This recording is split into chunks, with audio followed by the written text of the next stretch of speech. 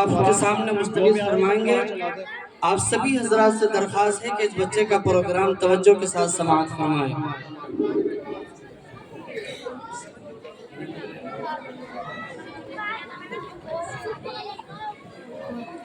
بھائی خاموشی کے ساتھ بیٹھ جائیں۔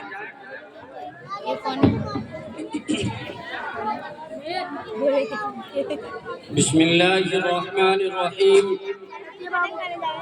الحمد للہ وکفى والصلاة والسلام على سید الرسل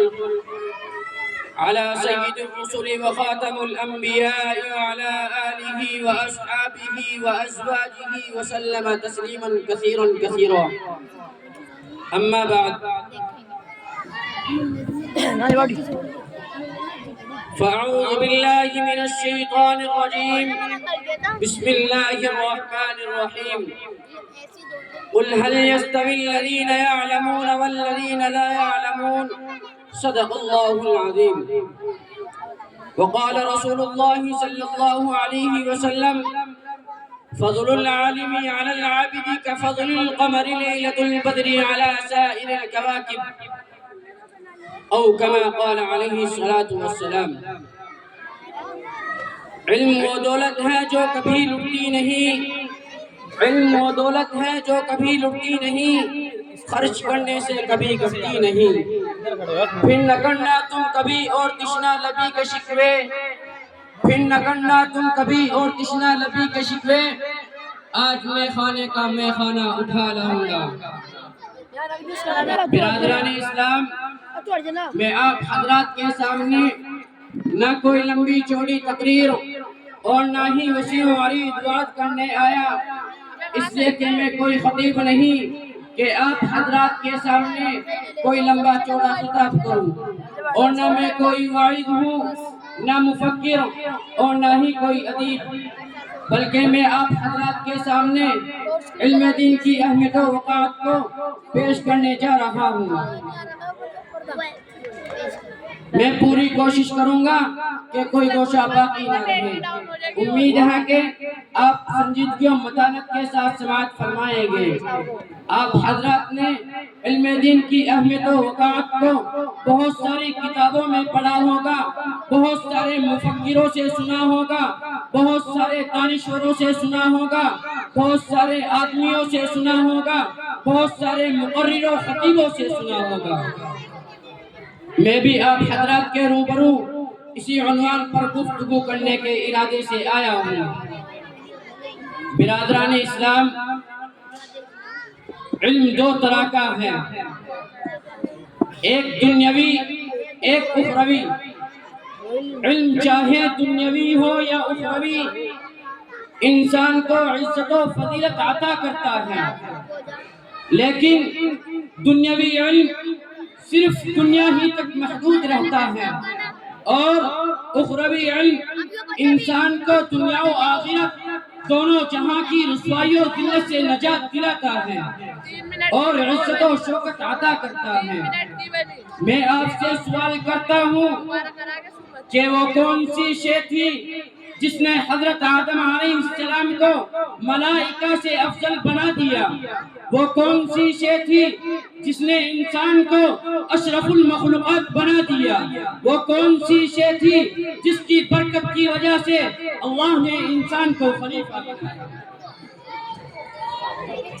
وہ علم کی دولت ہے۔ جب رب کائنات نے قرآن کا نزول فرمایا تو سب سے پہلے وہ آیت نازل فرمائی جس کا تعلق علم سے ہے، یعنی اقرأ بسم ربک الذی خلق۔ اسلام کے پاسبانوں، اخروی علوم کی فضیلت و اہمیت آیت قرآنیہ اور احادیث نبویہ میں بکثرت وارد ہوئی ہے۔ اللہ تبارک و تعالی ارشاد فرماتے ہیں: قل هل يستوي الذين يعلمون والذين لا يعلمون۔ ترجمہ: اے محمد، آپ کہہ دیجئے کہ اہل علم اور اہل جہل یکساں نہیں ہو سکتے، جس طرح توحید و شرک یکساں نہیں ہو سکتے، جس طرح حق و باطل برابر نہیں ہو سکتے، جس طرح حق و باطل برابر نہیں ہو سکتے، جس طرح رفاقت و عداوت برابر نہیں ہو سکتے۔ ایک حدیث شریف میں محسن انسانیت سرکار دو عالم صلی اللہ علیہ وسلم ارشاد فرماتے ہیں فضل العالم على العابد كفضل القمر ليلة البدر على سائر الكواكب. عالم کی فضیلت عابد پر ایسی ہے جیسا کہ 14 چاند کی رات کی فضیلت تمام ستاروں پر. حضرت عبداللہ بن عباس رضی اللہ عنہ فرماتے ہیں کہ دوسرے مومنوں کے مقابلے میں اہل علم کے 700 درجات زیادہ ہوگی اور ہر درجے کے درمیان کی مسافت 500 برس کے مسافت کے برابر ہوگی. برادران اسلام، لیکن آج کے دور کے مسلمان اپنے بچوں کو اسلامی تعلیمات سے دور رکھتے ہیں اور کم سن بچوں کو افرنگی تعلیمات دیتے ہیں. یہ صرف شیطان کا فریب ہے. وہ شیطان مردود جس نے عہد کیا ہے کہ بنی آدم کو جہنم پہنچواؤں گا، وہ شیطان جو ہمارے دین و اسلام کا دشمن ہے، وہ شیطان جو ہماری معاشرت کا دشمن، جو ہمارے کردار کا دشمن، جو ہماری سوسائٹی کا دشمن، جو ہمارے ایمان و اخلاق کا دشمن، یہ شیطان ہمارا ازلی دشمن ہے جو اپنے خوبصورت اور رنگین جال میں پھنسا کر ہمیں تعلیمات اسلامیہ سے دور کرنا چاہتا ہے.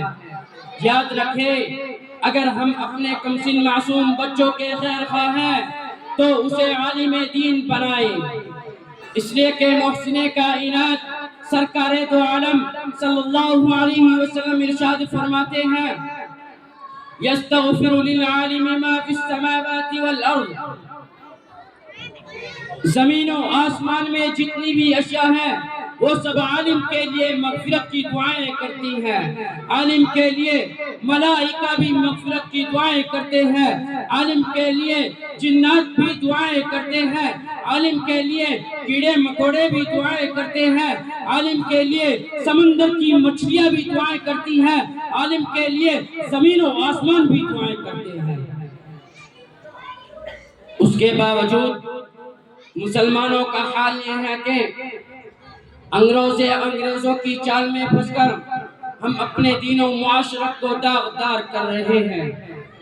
چاہیے تو یہ تھا کہ ہمارا دین صحابہ اکرام کے دین کے مانند ہوتا، ہمارا معاشرہ صحابہ اکرام کے معاشرے کے موافق ہوتا، ہماری تہذیب مسلمانوں کی تہذیب ہوتی، ہماری سوسائٹی اسلامی سوسائٹی کے مانند ہوتی. لیکن سب کچھ اس کے برعکس نظر آتا ہے. برادران اسلام، لیکن آج علم دین کی اہمیت و وقعت کو کوئی نہیں پہچانتا. حالانکہ علم دین اپنی ضیاباز کنوں سے تحریف و تلبیس کے طوفانوں کو مٹا دیتی ہے. علم دین ہی ایک ایسی ضیا ہے جس کی رضائے الہی کی منزل چمکتی دکھائی دیتی ہے. کسی شاعر نے کیا خوب کہا ہے، مصیبت کا بھی ایک مقصد ہے دنیا کے حوادث میں، مصیبت کا بھی ایک مقصد ہے دنیا کے حوادث میں کہ ایک ٹھوکر لگے اور آدمی ہوشیار ہو جائے. اللہ تبارک و تعالی ہم سب کو عمل کرنے کی توفیق عطا فرمائے. وما علینا الا البلاغ.